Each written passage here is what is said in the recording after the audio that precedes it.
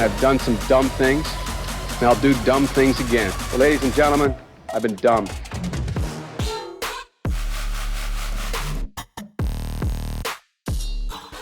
He's a grown man. He is the smartest man I know. I mean, in pure intellectual capacity. I spent more time on my hands and knees picking through rugs, smoking anything that even remotely resembled crack cocaine. I probably smoked more Parmesan cheese than anyone that you know, I'm sure. And he talked about dating his late brother's widow.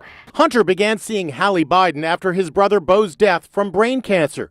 He was still married to his wife, Kathleen. You're a nasty person, I'll tell you. I say this as a father of a man who won the Bronze Star, the Conspicuous Service Medal, and lost his life in Iraq. Things changed in our life and our family. I lost my son. We lost our son in Iraq. Anyway. My son was a major, U.S. Army. Lost him in Iraq. Because of a war in Iraq and the impact on oil and what Russia's doing, the war in Ukraine. And thinking of Iraq because that's where my son died. He went with the fittest guy in his unit and came home and he came home but died of glioblastoma. And tomorrow marks 8 years since we lost our son, Beau. Our losses are not the same. He didn't perish in the battlefield. It was cancer that stole him from us a year after being deployed. I grew up in a heavily Irish Catholic community in Scranton, Pennsylvania, and a heavily Italian Polish community. When I say I got raised in the black church, he knows I'm not kidding. I got my education for real in the black church. And that's not hyperbole, it's a fact. We used to go to 7:30 Mass every morning in high school and then in college before I went to the black church.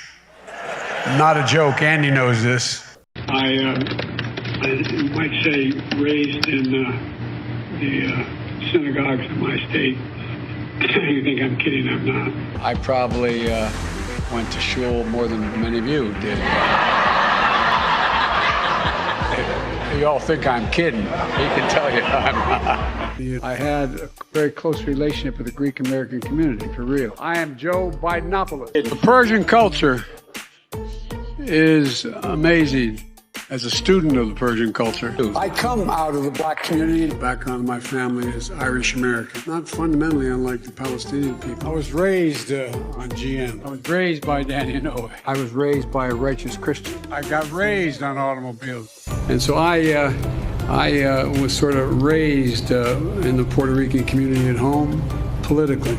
But everyone in town was either Polish or Italian. I grew up feeling self-conscious. My name didn't end in an S-K-I or an O. As a young man, I was born in a coal town of Scranton, Pennsylvania, northeastern Pennsylvania, in an Irish Catholic neighborhood. Ties. I used to drive an 18-wheeler. You know what I did? I used to drive a tractor-trailer. Oh, awesome. And so I know a little bit about driving big trucks. I used to be when I was no longer the vice president, I became a professor at the University of Pennsylvania. Before that, I taught a constitutional law class, and so I taught the Second Amendment. I went to law school on a full academic scholarship, the only one in my class to have a full academic scholarship. Went back to law school and, in fact, ended up in the top half of my class.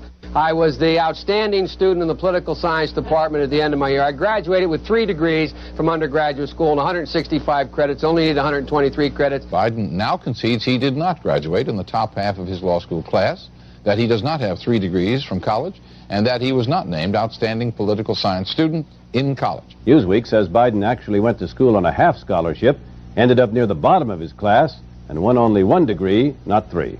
Joe Biden ranked 76th in a class of 85 at the University of Syracuse Law School. I mean, this guy comes off this whole thing as a flyweight. Now Biden says Newsweek is right. His memory had failed him.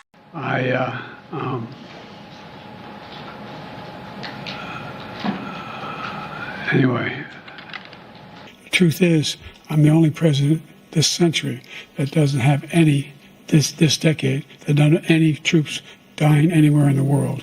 And now he's facing renewed criticism for checking time at an inappropriate hour. The Bidens were present at the Dover Air Force Base. They were attending a dignified ceremony of transfer of the fallen U.S. troops' bodies.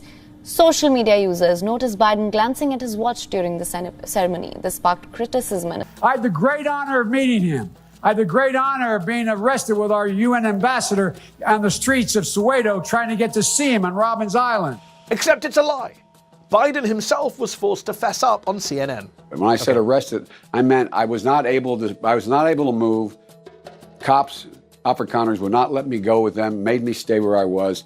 I guess I wasn't arrested, I was stopped. To be clear, he didn't misspeak, he didn't misremember, it wasn't a gaffe, it was a lie. And a really bad one, because he even claimed at one point last month that Mandela later thanked him for getting arrested. It reappeared in the New York Times with a new charge, that Biden had appropriated a famous litany from the late Robert Kennedy about what the gross national product cannot measure. It cannot measure the health of our children, the health of our children, the quality of our education, the quality of their education, the joy of their play, or the joy of their play.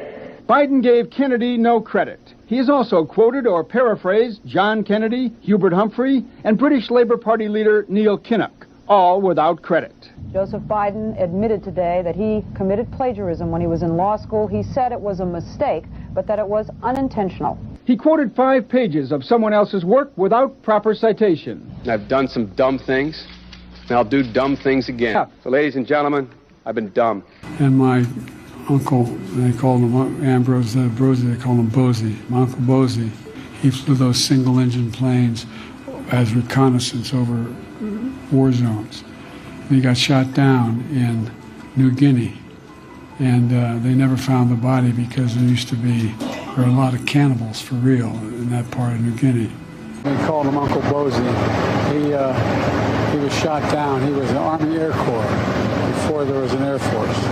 He flew single-engine planes, reconnaissance flights over New Guinea. He had volunteered because someone couldn't make it. He got shot down in an area where there were a lot of cannibals in New Guinea at the time. They never recovered his body, but the government went back when I went down there and they checked and found parts of the plane and the like. Particularly when it has been called out by PNG academics, with academics and officials saying that, quote, hey, we wouldn't just eat any white man that fell out of the sky.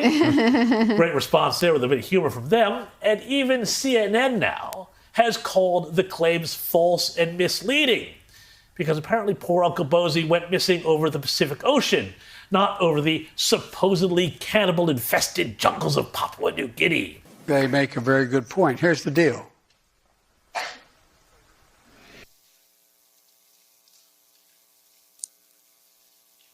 I'm gay.